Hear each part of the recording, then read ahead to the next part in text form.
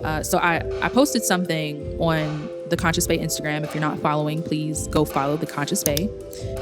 It read, "We are behaving lower than what nature has created us for." So when I had this download, I wanted to make it clear that I'm not picking on Black women. I'm a young Black woman. However, I have decided to call out all of the fuckery in 2023. And it's time to start holding us accountable for our image as Black women. I don't see anyone really utilizing their platform to just call shit out. So with that being said, when I say we need to rehabilitate our spirit and cleanse our mind of the low images the world has taught us, I'm talking about the caricature, the image that many of us have armed ourselves with, which has been painted for us as Black women to work against us as Black women. So nonetheless, because of this perception of who we are in the world, we can't focus on our full potential, our full divine potential. Most of us are spending a lot of time defending, fighting the world. When I say defending, I mean defending ourselves, proving ourselves. And honestly, this is what I feel is keeping us from our divine destiny. So in this video, I want to cover 3 main points that I feel are contributing to the discourse of our image. All of these points are unrelated but related, and I do feel they need to be addressed. So with that being said, let's have an unfiltered conversation. So my first point is we continue to promote Hoe Culture, Hoe Culture. I'm not the fun police. I don't believe that we as adults can't have entertainment that make us feel good and, sexy, independent, strong as women, whatever. However, I remember when I was growing up and how certain things just weren't for public consumption. Nowadays, there's a deep level of vulgarity intertwined in all of the words, all of the visuals, all of the outfits, the actions of your average woman, your prominent women in society that ultimately have influenced these very promiscuous movements. And we just don't call it out on a grand level. And if we're going to continue to ignore this fact, we will never begin to draw back our power as a Black womanhood, the divinely ordained first women of the world. We setting the standard for class, respect, and beauty. There's nothing sacred anymore. Everything is out in the open. Our voice, everything we say has to be so vulgar. Our body, everything has to be seen. We say the first thing that comes to our mind without really thinking about the repercussions. And the worst part is nowadays, things are just being justified through the lens of women empowerment. But of course, I have to contest, what is so empowering about exposing yourself on camera? Showing the world your body. What is empowering about degrading your men through words and actions? And when I say our men, I mean Black men. And I understand this isn't all of us, but even with those of us who may disagree, we don't speak up. We don't say, wow, this is wrong. This is too much, on a grand level. I'm not talking about in the comments.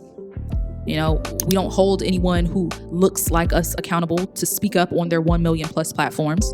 If anything, we work in the reverse and we support the narratives, the images that don't work in our best interest as divine women. We haven't even established publicly who we are, what we stand for as Black women. What is the standard of a Black woman? The divine woman, the first woman. So to me, straight up, the solution is, because we talk enough about the problem, but the solution is we need to hold people accountable. We need to discuss the offensive, filthy language and behavior. And there needs to be a clear understanding of what is okay and what is not. What is rated 18 plus and what is not. What is appropriate for young women and girls to wear, watch, listen to, and what is not. Begin to roll it back. I know we've exposed so much in so little time, but we need to begin to roll it back and bring back traditional values. Certain things just aren't for everyone to see. Because right now the lines are blurred, and for whatever reason, we just don't care about what we by default are communicating to our young people in the future generations by not saying anything at all. There are no clear boundaries. There is no respect for our image as a whole. So my second point is we continue to put down our Black men. One of my spiritual mentors always says, we are allowing the algorithm to create consciousness, the technological algorithm, meaning we are allowing social media, the media, the internet, entertainment, movies, commercials, all of it, to destroy the image and dichotomy between Black men and women. And we, in the last 10 years, have put on a bow on top of that problem by continuing to negatively speak about our men for the sake of public consumption and entertainment. And let me be clear, I know that this is a two-sided wound. I know it's words being flown on both ends, but I'm talking about us right now. Ultimately, we are making the relationship between Black women and men less and less desirable, by talking about, by degrading and psychologically erasing the value of the Black man in our mind, our words, our actions. And with that, justifying it further by attacking each other with the images and perceptions systematically created for both of our demise. So you hear too many Black men in jail. All Black men cheat. There are no good Black men left. They don't love Black women. All of these narratives, but let me tell you that I don't care about what they say. And I say they, meaning the algorithm. And sometimes, it's a systematic thing. Systemically, we've been conditioned to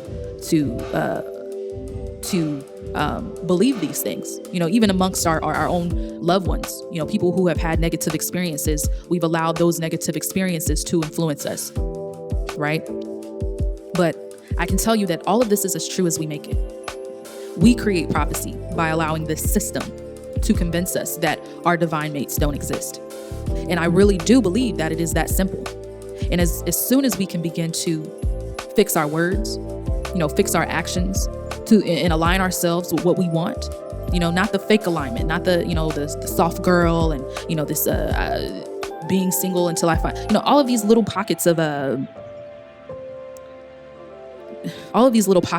whatever these are pockets of, but truly opening yourself and allowing yourself to not be influenced by anything other than yourself. Right. So, and I say that even speaking to, we know that there's agendas that have been set forth to eliminate our Black men and tear apart the Black family since 1619. We don't talk about it on a grand level, but we know this. But yet you see more and more and more women comfortable with talking down about the Black man on a public level, every podcast, every social media post, expressing their dissatisfaction. And then after that, they turn around to other situationships, and not towards the men who were actually created for you, the men whom nature designed for us, the men whom are true equal counterparts in strength, power, beauty, and divine essence. And that's all I have to say about that. My last point is, we don't know our purpose as individuals. We don't know our purpose as a Black womanhood. And I'll say it like this. We are in a matrix, in a loop. Most of the time, we're working towards an image of success that isn't even ours. That image was put there and reiterated by society over and over, or sometimes, in our families, degree, apartment, success, this, that, luxury, whatever. I'm not talking about this. There's nothing wrong with that, but I'm not talking about that specifically, right? I'm talking about the glorification of someone else's idea of success and not your own. I find that most of the time we're focusing on that while we have no morality, no spirituality, no individual relationships outside of the church with God, no knowledge of the universe and its laws, no true understanding of ourselves and who we are and what we like, And instead of trying to figure it out, we continue to run this race towards an image of success that we didn't even put in our own mind. In my opinion, though, this way of being is you not having informed yourself of who you truly are. So, is this even you?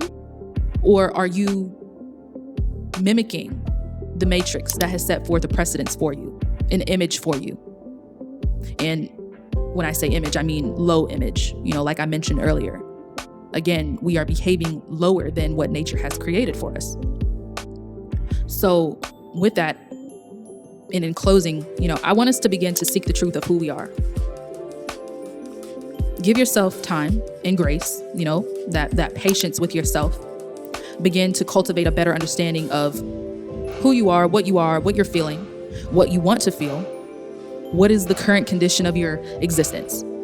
Because what we do right now, how we handle ourselves, how we present ourselves, how we treat ourselves is only a reflection of what we are vibrating on the inside. And if you have not established those spiritual connections, then you won't, let me say that again. If you have not established a spiritual connection with yourself, then you cannot improve your divine condition, right? So there's work to be done there. And you have to step back. You have to spend time alone. You have to spend time in nature. You have to get away from the noise. You have to truly study yourself and what you're feeling.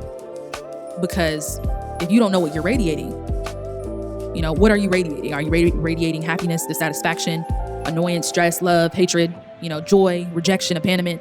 This is where you start. And from here, you can identify what needs to happen in order to move forward in a righteous direction. You can establish that spiritual connection with yourself. And then here comes the boundaries and what you know you're going to do and what you're not going to do, what you know is right and what you know is wrong. Holding yourself accountable and holding other people accountable, right? And of course, all of these points that I've made are, like I said, unrelated but related. However, all of these points have also contributed to the saturation of our image, right? So the lines have been blurred for a long time. And a lot of this is because we have an identity crisis as Black women. So to push us forward, we must make sure we are really studying who we are, establishing these boundaries as a woman, as women, and as a womanhood. There are things we are just not going to do, not going to accept, things that are just not okay, not anymore. So with that being said, thank you for joining me on this episode of The Conscious Bae. Please, everyone, if you're not following my Instagram page, it's The Conscious Bae. And if you're not subscribed, please subscribe, like, comment this video, and, share your thoughts. Start a conversation by, sharing this video with someone else, someone who you feel needs to hear it. And until next time, thank you guys. Peace and love.